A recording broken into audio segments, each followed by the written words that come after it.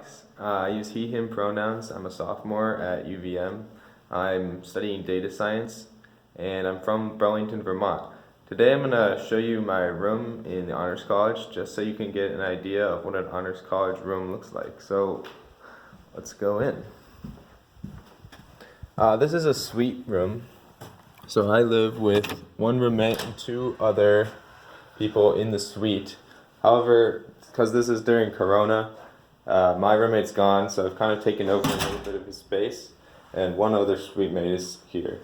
So this is the common room, and half of the suites have a common room, the other half are connected through a bathroom. So you'll see we have our own bathroom over here. Pretty normal. We have two sinks. We just have to put a piano in here. A good amount of space. This is the room. You'll have your bed able to be bunked. You each get a desk, and you each get a set of dressers, which most people just keep all their clothes in.